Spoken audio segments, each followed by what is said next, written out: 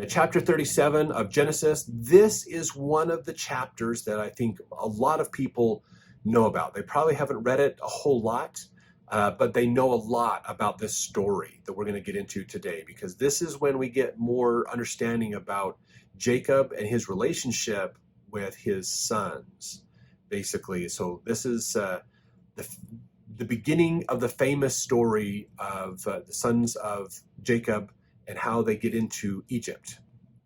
So Jacob loves and favors Joseph, who is hated by his brothers. Joseph dreams that his parents and brothers make obeisance to him. His brothers sell him into Egypt. All the famous coat of many colors story. That's what we're going to get into today. So some fun stuff we get to discuss. Okay, so let's jump into this here. So verse 1, and Jacob dwelt in the land wherein his father was a stranger, in the land of Canaan. Okay, so just realize he is a stranger. He's not native to that land, even though it's land that's going to be given to his family, basically, because of the blessings of Abraham. They don't intermingle with those people. They're not connected with them, basically. Remember that Abraham specifically sent Eliezer away from the land of Canaan to find a wife for Isaac. Isaac sent Jacob away to get a wife for himself. So they kept that family line together. They didn't intermingle with the Canaanites for family relations there. So that's why he's a stranger in this land. Now, verse 2, these are the generations of Jacob. Joseph, being 17 years old, was feeding the flock with his brethren. And the lad was with the sons of Bilhah, with the sons of Zilpah, his father's wives. And Joseph brought unto his father their evil report. So we learn about some interesting things here. That Joseph, he was about 17 years old. He was out feeding the flock with his brethren. And he was with the sons of Bilhah and the sons of Zilpah, okay, the two servants, okay, so not the sons of Leah, okay, there's a distinction made here. Remember, Leah's sons are the oldest ones, so these are the middle sons, basically. And Joseph brought unto his father their evil report. So there's something that happens, and Joseph's going back to Jacob to tell him what happened, basically. Now, verse 3, now Israel loved Joseph more than all his children, because he was the son of his old age, and he made him a coat of many colors. So Jacob, remember, Joseph is the oldest, the firstborn of Rachel, who's the wife that Jacob loved the most. So that animosity that we saw between Leah and Rachel and the servants and things seems to be continuing to their children, where Jacob, they kind of see each other as whose mom who is your mom, basically. They kind of group together, and they realize that while Rachel's kids are the youngest, they're the most favored because they were of Rachel, and Rachel was favored of Jacob. So there's a little bit of family animosity going on in here.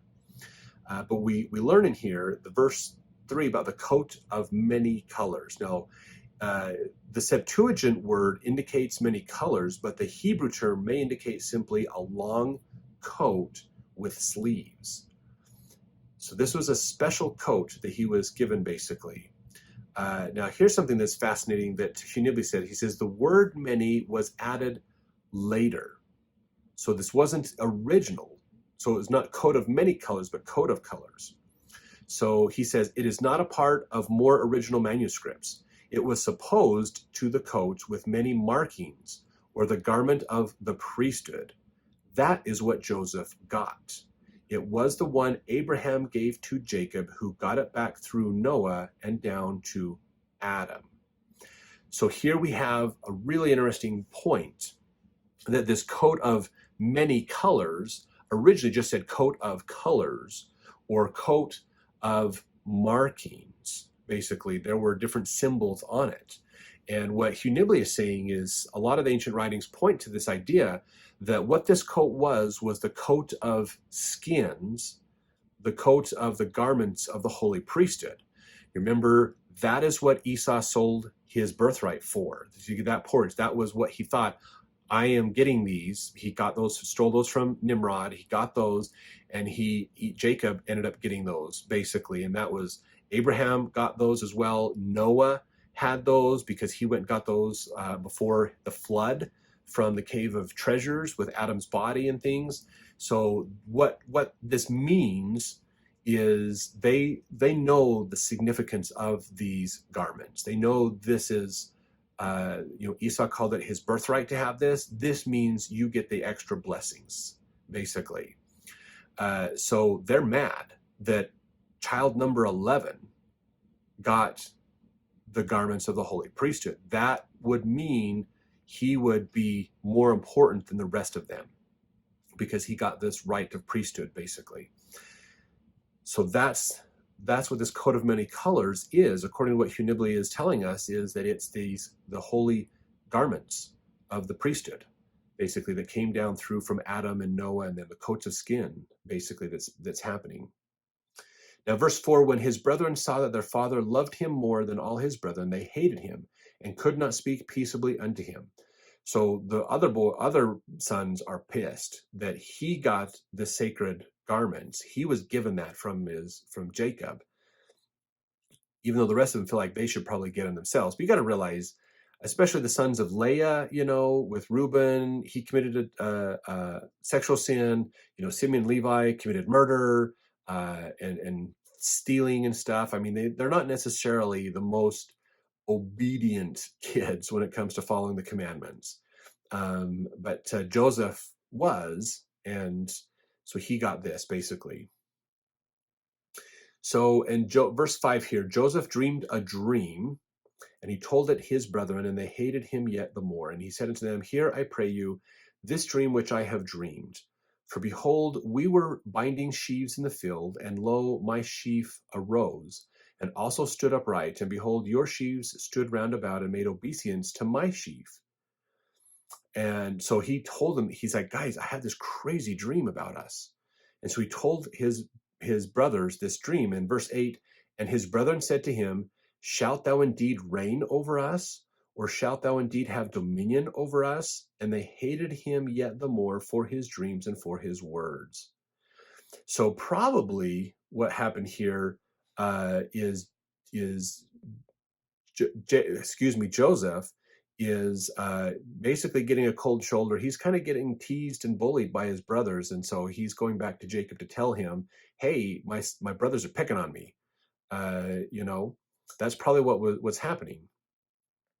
So verse 9, and he dreamed yet another dream and told it to his brethren and said, Behold, I have dreamed a dream more. And behold, the sun and the moon and the 11 stars made obeisance to me. And he told it to his father and to his brethren, and his father rebuked him and said unto him, What is this dream that thou hast dreamed? Shall I and my mother and thy brethren indeed come to bow down ourselves to thee to the earth? So even Jacob's like, wait a minute here. What's going on with this? I'm not sure about this. Now we actually get a little bit more about this in the Joseph Smith translation. So let's read the Joseph Smith translation to understand this better. So it says here, and now let's see, this is Genesis 48, 5 through 11 is how this is phrased in the Joseph Smith translation, but it says, it's referenced here. And now of thy two sons, Ephraim and Manasseh, which were born unto thee in the land of Egypt, before I came unto thee into Egypt, behold, they are mine, and the God of my father shall bless them, even as Reuben and Simeon, they shall be blessed, for they are mine, wherefore they shall be called after my name, therefore they were called Israel.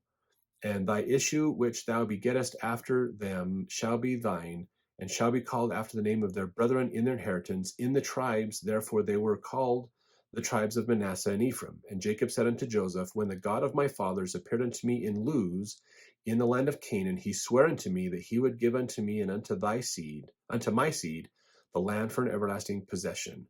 Therefore, O my son, he hath blessed me in raising thee up to be a servant unto me, in saving my house from death, in delivering my people, thy brethren, from famine which was sore in the land. Wherefore the God of thy father shall bless thee, and the fruit of thy loins, that they shall be blessed above thy brethren, above thy father's house. For thou hast prevailed, and thy father's house hath bowed down unto thee, even as it was shown unto thee before thou wast sold into Egypt by the hands of thy brethren. Wherefore thy brethren shall bow down unto thee from generation to generation, unto the fruit of thy loins forever. For thou shalt be a light unto my people, to deliver them in the days of their captivity. from bondage, and to bring salvation unto them when they are altogether bowed down under sin. So this is they reference this in here because this is Jacob realizing that the fulfillment of Joseph's dream did occur. So that's why those are connected here, because in verse 10 in chapter 37, Jacob's kind of like, are you saying that I am the leader of this family? I'm going to bow down to my young son as well? So it seems a little incredulous at the time of, really? Because that's not what happened. Everybody bowed down to Jacob as the father of the family. Basically, he's kind of the ruler of the family. It was not common for somebody else, a younger son, especially 11th in line, to be revered this way. So really fascinating how this has worked out. And it's probably no coincidence, too, that Rachel's children were born last, because this dynamic and some of these prophecies that are here.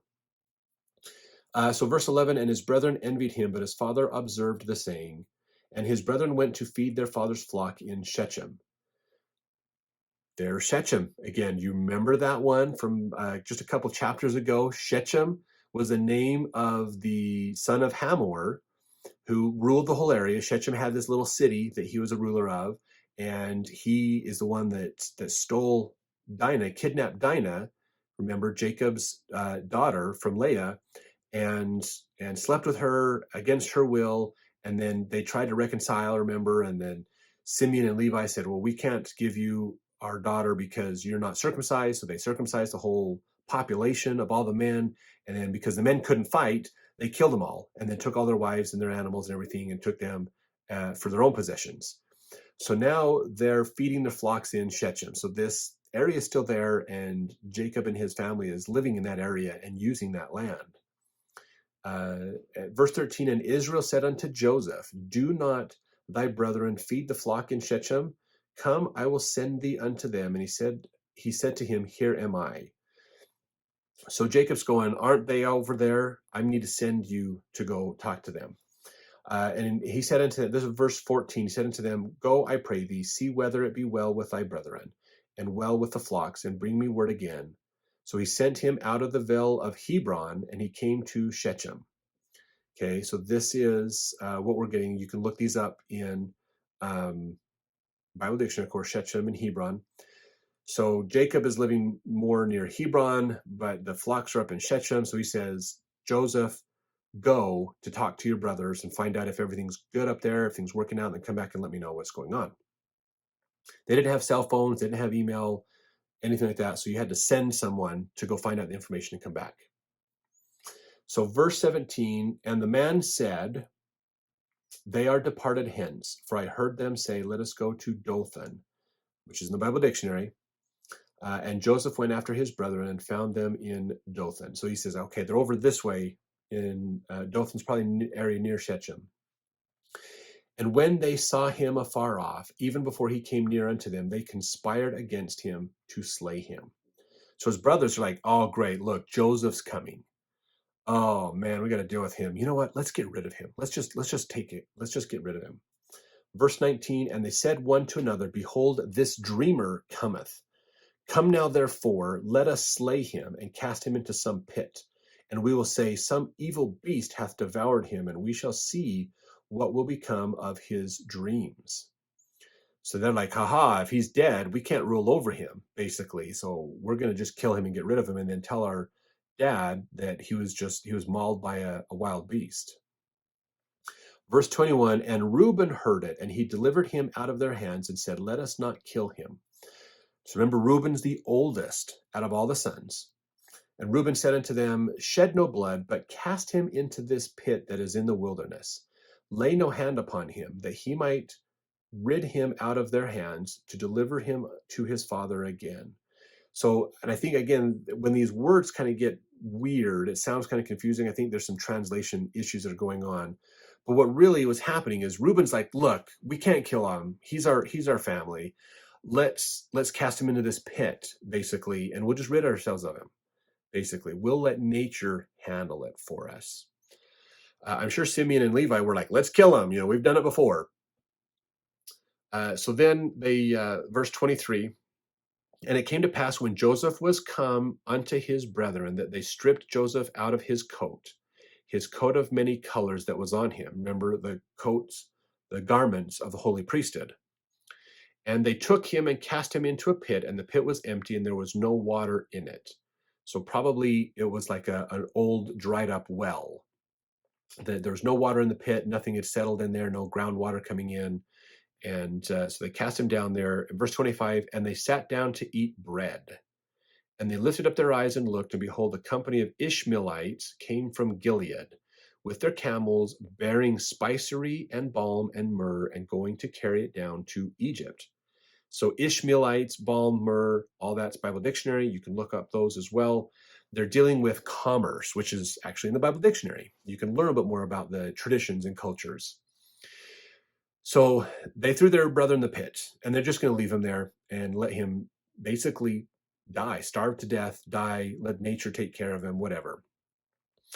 And while they're eating their food, they're having their break, Ishmaelites come. Remember, Ishmaelites actually are distant cousins of the Israelites, basically, because Ishmael was the son of Abraham, which is their great grandfather.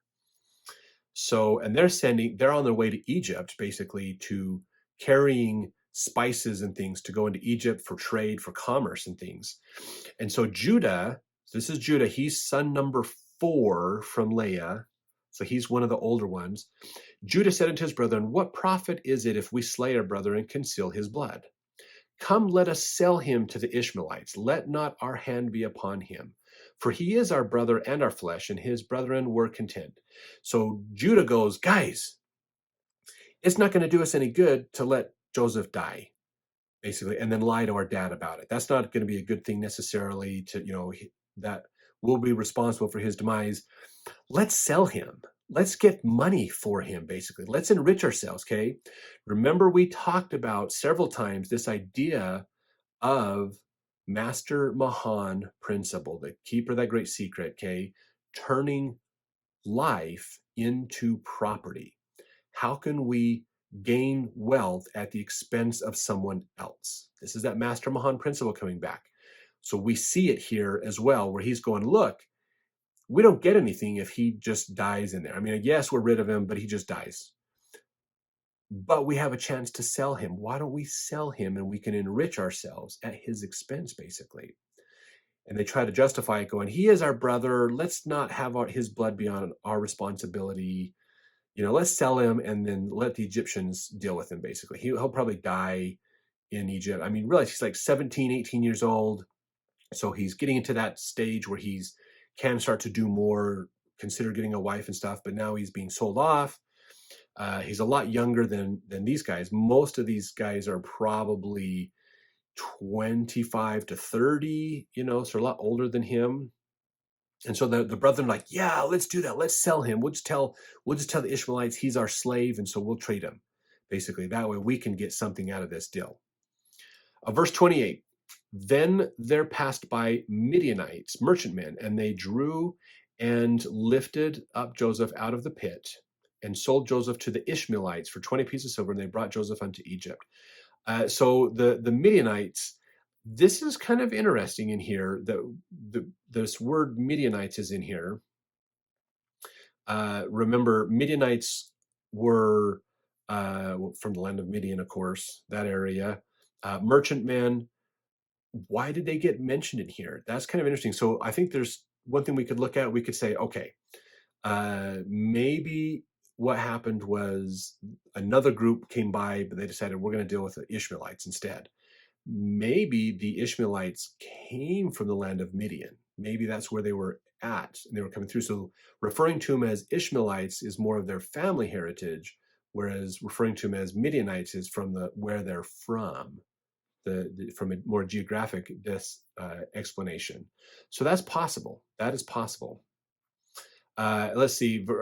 They drew, this is verse 28, and they drew and lifted up Joseph out of the pit and sold Joseph to the Ishmaelites for 20 pieces of silver. And they brought Joseph into Egypt.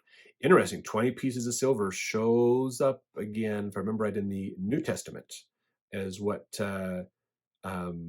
Jesus was sold out for. If you remember, Judah sold him for 20 pieces of silver, I believe. It's kind of known as, no, I think maybe that was 30 pieces of silver. Anyways, so Joseph is now a servant of the Ishmaelites, which are the Muslim groups, basically, into Egypt. That's where the Muslim groups, the Arabic groups come from. So now he's going to Egypt. So verse 29, Reuben returned unto the pit, and behold, Joseph was not in the pit, and he rent his clothes. So Reuben went back and saw Joseph wasn't there, and he rent his clothes, going, what happened? What's going on? He returned unto his brethren and said, the child is not, and I, whither shall I go? And they took Joseph's coat and killed a kid of the goats and dipped the coat in the blood. So Reuben maybe didn't know that Judah hatched this plan to sell him off. Maybe Reuben wasn't there at the time. And Reuben came back and went, where's Joseph? And they're like, oh, we sold him. So we need to take his coat, and we got to make it look like he was killed. So they dip him in blood. And verse 32, and they sent the coat of many colors, and they brought it to their father and said, this have we found. Know now whether it be thy son's coat or no. Verse 33, and he knew it and said, it is my son's coat. An evil beast hath devoured him. Joseph is without doubt rent in pieces. So this is, so they brought the coat back going, hey, here's what we found of Joseph. We found Joseph's coat. Is this his coat? And Jacob's like, yes, that is his coat. So a little bit of some interesting information here that Hugh Nibley gives us. He says, in an ancient document, it says that Jacob went blind from so much crying, but when his sons brought him the coat, he felt it and knew it was Joseph's coat because it was very unique. It was the coat he got from Abraham, who got it from Adam, who got it from the garden. It was the garment of the priesthood Adam received. We are even told that the marks on the garment which Joseph brought to Jacob showed it to be the original garment of Abraham. So just realizing that when Jacob saw this, he realized he recognized it, not because it was a unique coat of many colors or things like a lot of people think. It's because he recognized that this is the coat of skins, the garment of the holy priesthood that I had given to him, basically. Verse 34, Jacob rent his clothes and put sackcloth upon his loins and mourned for his son many days. So he was really, really upset that his oldest son by his favored wife, Rachel, was dead. He was really upset because he believed that Joseph would be the carrier of his the covenant, basically that tradition. So now, in verse 36, and the Midianites, or the Ishmaelites, basically, sold him into Egypt unto Potiphar, an officer of Pharaoh's and captain of the guard. So we learn about this, a couple things that come up into here as well. So the Midianites, those Ishmaelites, sold him. They took him to Egypt, and they said, hey, we're going to sell him. They sold him to Potiphar. Now, Potiphar is this guy that's an officer in Pharaoh's court. He is the captain of the guard, so he has a very important role he plays in Pharaoh's government, basically. So verse 36, we see a couple things here in Hebrew. We learn that he's a eunuch, which often designates a royal official, basically. And verse 36d, when he talks about captain of the guard, he is the chief of the butchers or the cooks, probably the chief steward. So in a way, he's kind of like the main right-hand man for Pharaoh. So he's not just a captain of the guard, but he's according to the Hebrew translation, he is responsible for running the day-to-day operations of Egypt. He helps make sure everything happens. He's that liaison between all the day-to-day stuff to make sure Pharaoh's taken care of. He's Pharaoh's right-hand man. We do have, this is what's really interesting, because a lot of people have wondered about this story in Egypt. Do we have this story in Egyptian history? No, we don't have the story of Joseph in Egyptian history, but we actually have the name of Potiphar as a grand vizier, which is the right-hand man for Pharaoh. We have those names. They found them on a stela. So they have this information, and which is really cool because there are some connections to this. Basically, you can look up and find this in Egyptian history a little bit. So we're going to continue the story that most people know so well. We're going to get into this more and go through this. Some more fun stuff we're going to learn in the next few chapters.